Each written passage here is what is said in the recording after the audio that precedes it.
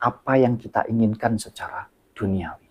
Oh, ingin pekerjaannya lancar, ingin usahanya lancar, ingin didatangkan uang supaya dapat rezeki gini. Jadi di dalam keheningan atau di dalam kita pas kita melakukan sholat atau kita melakukan doa, kita bawa unsur rasa kita ini masuk ke sini supaya menguasai di sini. Nah, di sini kita ciptakan.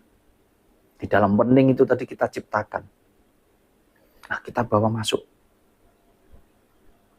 ke dalam rasa. Kita itu kadang sebagai manusia, kita lalai, bahkan kita abai. Ketika satu hari saja kita tidak dikasih uang sama sekali, kita sudah nelongso, kita sudah sambat, sudah tidak karu-karuan.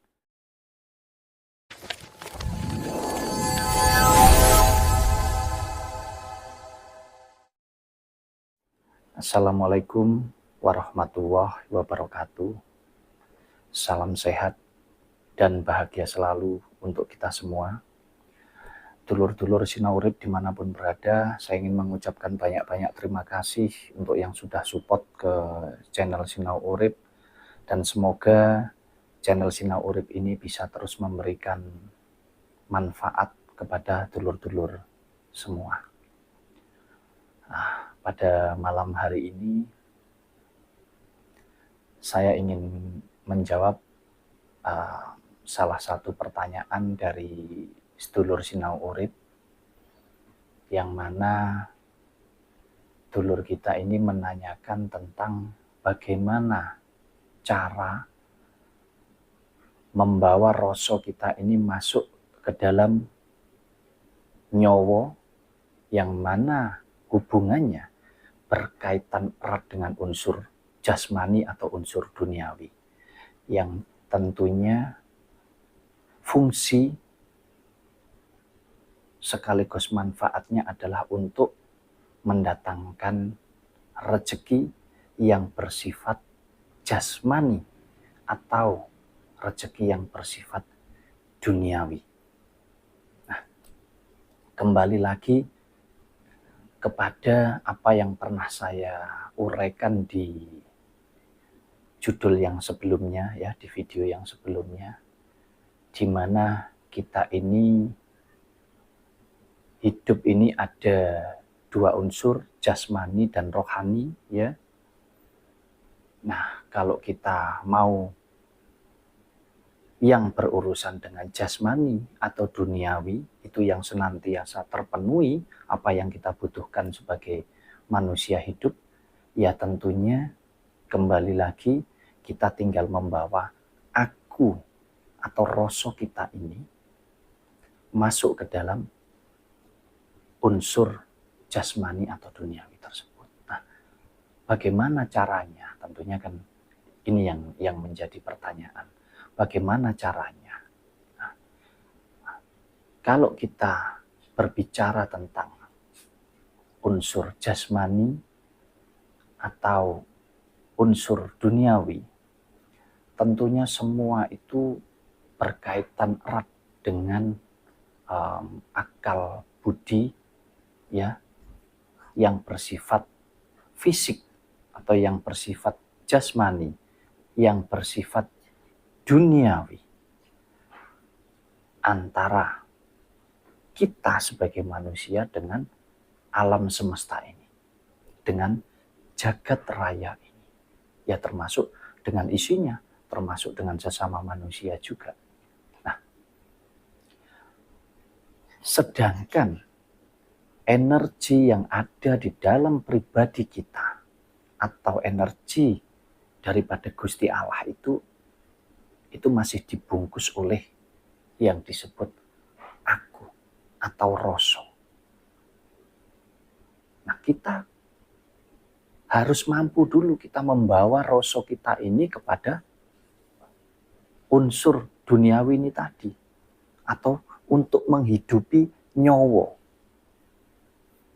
Apa itu? Ya, kita harus mampu membawa keyakinan kita ini, ya, untuk menghidupi daripada nyawa. Lah, apa sih itu nyawa? Nyawa merupakan energi yang menghidupi jasmani kita atau yang disebut rogo. Paham ya?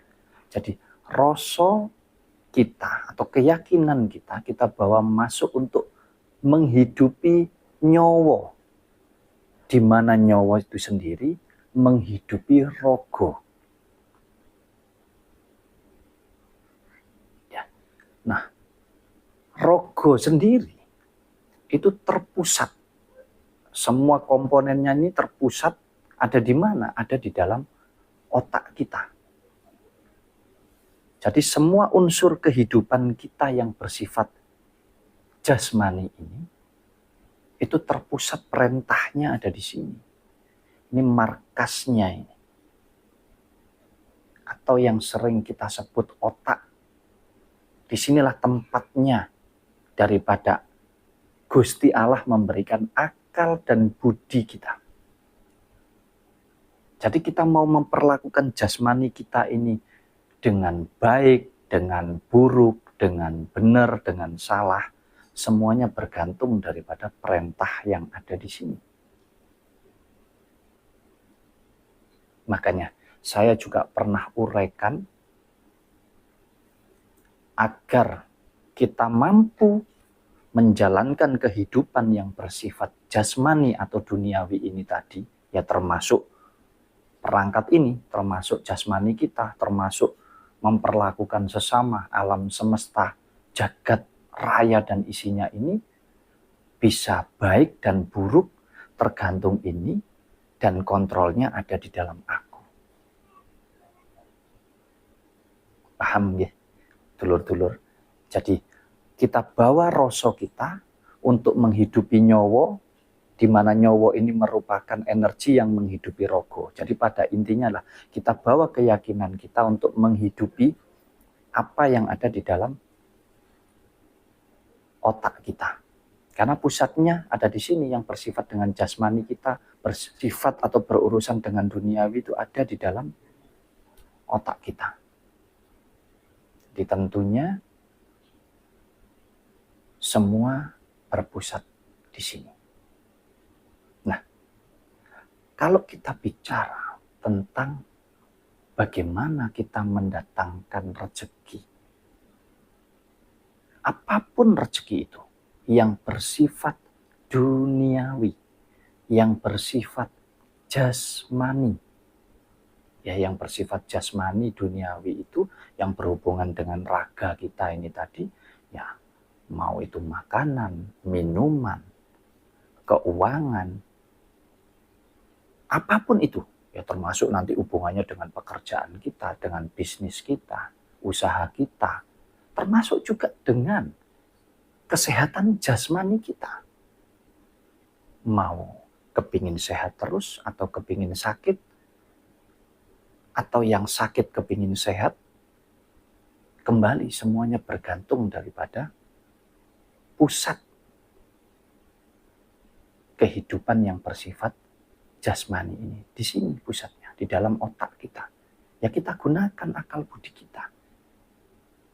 Kalau kepingin sehat, ya dirawat. Bagaimana caranya supaya jasmaninya sehat? Nah, kalau bicara tentang keinginan untuk mendatangkan rezeki yang bersifat keuangan, ya materi, apapun itu, tentunya kita juga harus pahami posisi kita. Bagaimana cara kita bisa memberikan energi yang ada di dalam rasa kita untuk masuk ke dalam nyawa kita dan mampu menghidupkan rogo kita ini dengan memerintahkan semua yang ada di otak ini, kita kontrol dengan baik, dengan benar. Tidak bisa sulapan. Tidak bisa kita berdoa sekarang tiba-tiba datang, oh jatuh dari langit.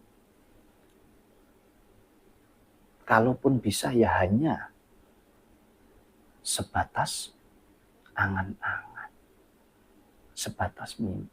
Nah, tugas kita, tanggung jawab kita di dalam kita mempelajari spiritual ini, di dalam kita mempelajari pemahaman ini bahwa siapa yang ada di dalam aku ini, tujuannya adalah untuk membuat hidup kita seimbang dua-duanya.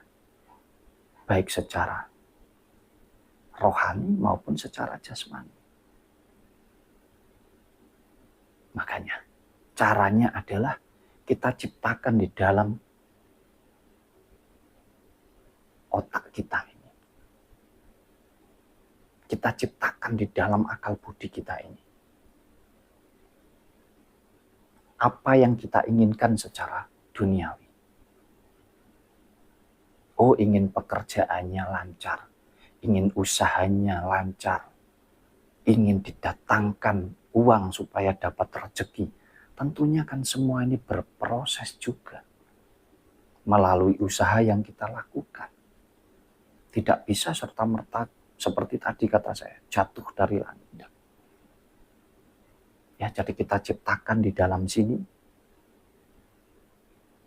Kita ciptakan, oh saya kepingin ini, saya minta begini, saya minta begini. Jadi di dalam keheningan atau di dalam kita pas, kita melakukan sholat atau kita melakukan doa, kita bawa unsur rasa kita ini masuk ke sini supaya menguasai di sini. Nah, di sini kita ciptakan. Di dalam bening itu tadi kita ciptakan. Oh, saya menginginkan begini, begini, begini, begini yang terbaik untuk kehidupan saya secara jasmani agar semuanya senantiasa terpenuhi. Setelah kita ciptakan gambaran itu semuanya di sini, kita bawa masuk lagi, kita laporkan ke dalam rasa kita. Untuk apa? Untuk kita bisa masuk ke dalam energinya Gusti Allah atau yang ada di dalamnya aku. Jadi di sini ini sebatas percaya. Kita percaya bahwa apapun yang kita minta ini, semua yang kita gambarkan, yang kita ciptakan ini, semuanya akan terwujud. Nah, kita bawa masuk ke dalam rasa. Tugasnya apa di sini? Kita meyakini. Kita yakin. Nah, kalau sudah kita yakini, kita masukkan lagi ke dalam energinya Gusti Allah ini tadi. Ke dalam siapa yang punya aku ini tadi. Untuk apa? Untuk kita imani. Ya, jadi percaya, yakin, masuk lagi ke dalam iman. Nah, kalau sudah sampai di sana, sudah tidak boleh lagi ada keraguan. Inilah yang seringkali menggagalkan, seringkali menghancurkan apa yang senantiasa kita panjatkan di dalam doa kita. Jadi kalau sudah masuk di dalam keimanan, itu sudah kun fayakun. Sudah jangan lagi ada keraguan di dalamnya. Nah, akan tetapi, di dalam proses setelah kita melakukan doa ini tadi, biasanya kita tidak sabar menunggu. Kalau yang dagang, kok ini tidak laku-laku ya dagangan saya. Sudah sehari, 2 hari, kapan ya lakunya kira-kira? Nah, proses inilah yang akan menggagalkan. Proses inilah yang akan menghambat. Bahkan proses inilah yang akan menghancurkan. Jadi tugas kita sebagai yang punya aku ini tadi adalah meyakini dan mengimani itu tadi. Tidak boleh lagi kita ragu. Kita tinggal menunggu prosesnya. Saya kasih contoh begini. Kita itu kadang sebagai manusia, kita lalai, bahkan kita abai. Saya kasih contoh begini saja. Ketika kita meminta rezeki, kita memohon rezeki, anggap saja uang saja contohnya, ya, uang. Kalau sehari kita dikasih, kita minta 100.000 satu hari ya, kita minta rezeki uang 100.000 setiap hari. Wah, dapat 100.000 kita senang. Terus besoknya kok, alhamdulillah kita dapat rezeki ini kok lebih, dikasih sehari itu 200.000. Besoknya lagi kita dikasih lagi sehari bahkan sampai 500.000. Akan tetapi ketika satu hari saja kita tidak dikasih uang sama sekali, kita sudah nelongso, kita sudah sambat, sudah tidak karu-karuan. Loh, padahal lo mintanya 100.000 sehari. Ada yang dikasih 200 sehari, bahkan kadang kita dikasih 500. Tapi wayai nggak dikei sehari saja, kita sudah tidak karu-karuan pola pikir kita. Nah, inilah yang seringkali saya sebutkan, kita kurang di dalam menikmati syukur yang sudah Gusti berikan kepada hidup kita.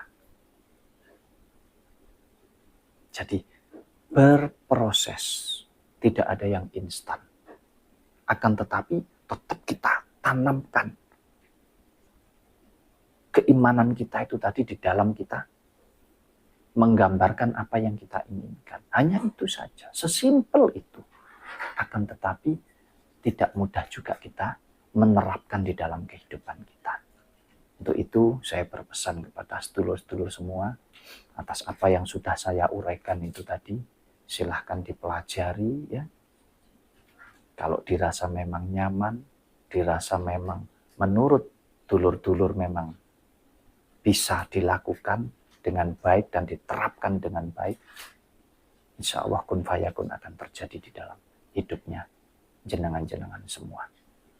Akan tetapi perlu diingat, kunci daripada ketenangan baik jiwa ya maupun raganya, semuanya terpusat di otak ini dan di dalam hati kita. Nah, kalau ada pertanyaan, apakah kalau kita memasukkan rasa kita ke dalam nyowo atau ke dalam yang berhubungan dengan rogo, jasmani kita, berhubungan dengan duniawi, kita tidak perlu lagi masuk ke dalam unsur ilahi? Sangat. Nah, kita masuk ke dalam keimanan itu tadi kan sudah berunsur goib, unsur ilahi. Makanya ketenangan daripada pola pikir kita, ya, ketenangan daripada rogo ini yang berpusat di otak, ketenangan pola pikir dengan ketenangan hati atau ketenangan jiwa, itu sangat dibutuhkan. Harus seimbang dua-duanya. Ya, mungkin ini sedikit yang bisa saya uraikan. Kalau dulur-dulur ada yang kurang paham atau kepingin kita membahas apa, silahkan cantumkan di kolom komentar. Terus dukung channel Sinau Urip agar bisa terus berkembang dan senantiasa berbagi untuk kita sama-sama belajar menjalani kehidupan kita tanpa harus berguru kepada siapapun, tapi belajarlah berguru kepada pribadi kita sendiri. Terima kasih. Assalamualaikum warahmatullahi wabarakatuh. Sampai jumpa.